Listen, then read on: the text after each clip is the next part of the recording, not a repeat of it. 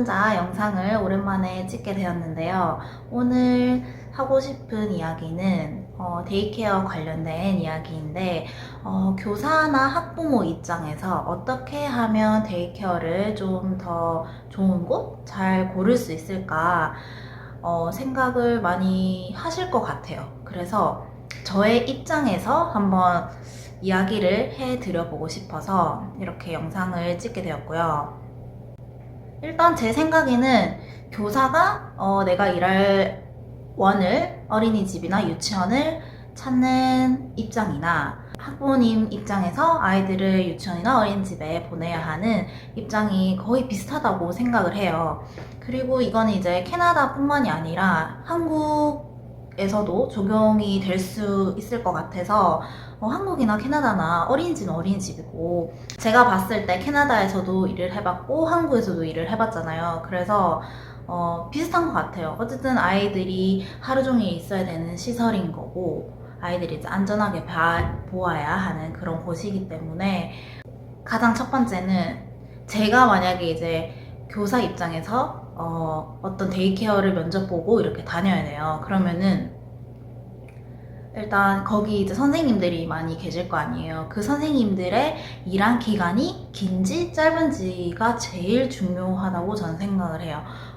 이제 이 어린이집 교사라는 직업 특성상 전문직이기 때문에 회사랑 좀 다르게 내가 이 데이케어에서 일을 하다가 마음에 들지 않는다 하면은 이제 다른 곳에 조금 쉽게 옮겨갈 수 있죠. 전문직이고 아무래도 한국이나 캐나다나 교사를 구하는 곳이 많아요. 일손이 많이 부족해요. 교사들이 많이 부족한 상황이어서 이 데이케어가 마음에 들지 않는다 하면은 이제 쉽게 다른 곳으로 갈 수 있는 거죠. 오래 계시는 선생님들이 많은 곳이 있고, 선생님들이 막 2, 3년밖에 안 됐고, 오래 계신 분들이 한두 명밖에 안 되고, 나머지 선생님들은 온 지 막 3년, 2년, 1년 이렇게 밖에 안 되고, 교사들이 자주자주 바뀌는 데이케어가 있는 반면에 선생님들이 대부분 10년 이상 여기 있고 7, 8년 이렇게 주로 있으시고,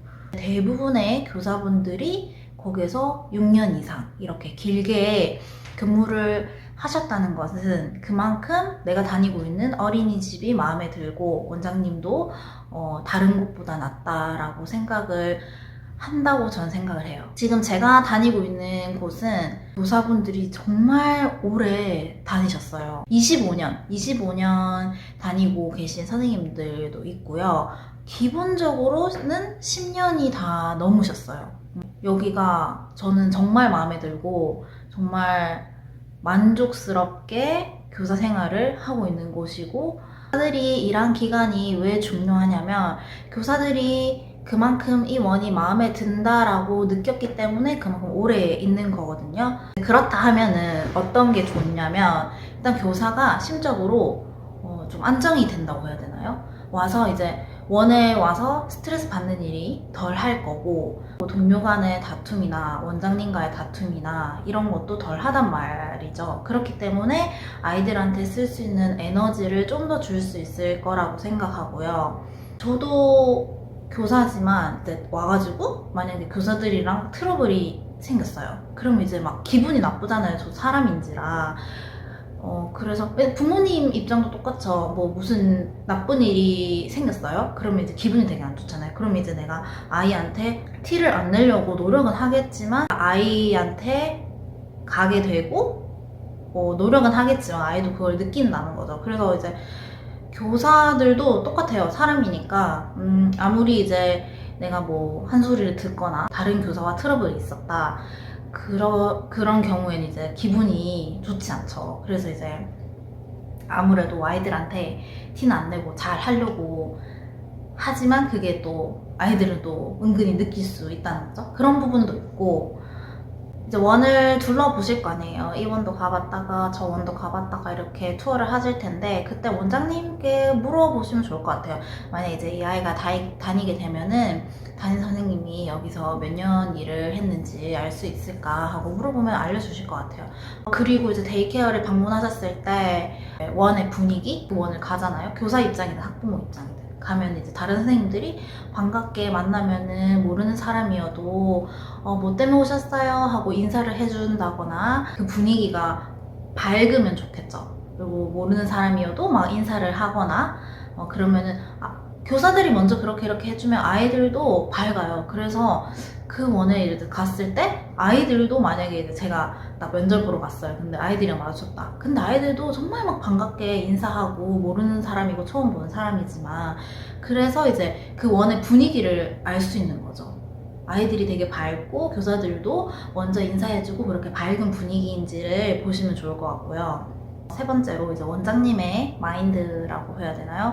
수어를 할 때 면접을 처음 보러 갔을 때 보다는 이제 어느 정도 아이가 다니는 상황 그리고 이제 교사가 일을 했을 때 느끼고 볼 수 있는 부분이라고 생각하는데 원장님이 이제 좀 솔선수범을 하시는지 제가 다니고 있는 데이케어 같은 경우에는 원장님이 항상 나서서 먼저 해결을 해주시려고 하고 아이들이 이제 겨울 같은 경우에는 스노우 팬츠나 그런 것들이 되게 입기 어렵잖아요. 그래서 항상 아이들이 막 이렇게 입고 있으면은 그 교사 덜 힘들게 와서 도와주시고 깔끔하게 청소해야 되잖아요, 요즘에는. 그래서 청소 막 장난감 다 닦고 이러고 있으면 이제 원장님이 다 화장실 청소 다 해주시고 교사들이 좀 편리하도록 원장님이 먼저 나서서 이렇게 도와주려고 하는 그런 분이시라면은 교사 입장에서도 좋을 것 같고 그런 원장님이시라면은 이제 학부모 입장에서도 좋은 분이라는 걸 아실 테고 이제 아이들 입장에서도 좋은 거죠.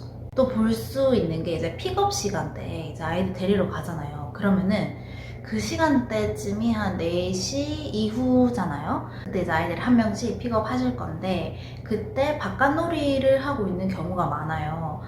캐나다는 특히 그래요. 그래서 한국은 또 차량 운행하니까 또 잘 모르실 수 있겠다. 근데 이제 캐나다는 바깥놀이에서 아이들이 놀고 있으면은 학부모님들께서 한 명씩 이렇게 픽업해서 밖에서 놀면 이제 옷도 다 입혀져 있으니까 이제 그대로 데려가면 너무 편하죠. 그래서 그렇게 하는데 이제 그때 볼 수 있는 거죠. 내가 이렇게 딱 랜덤한 시간에 갔을 때 교사들과 아이들이 어떻게 하고 있는지.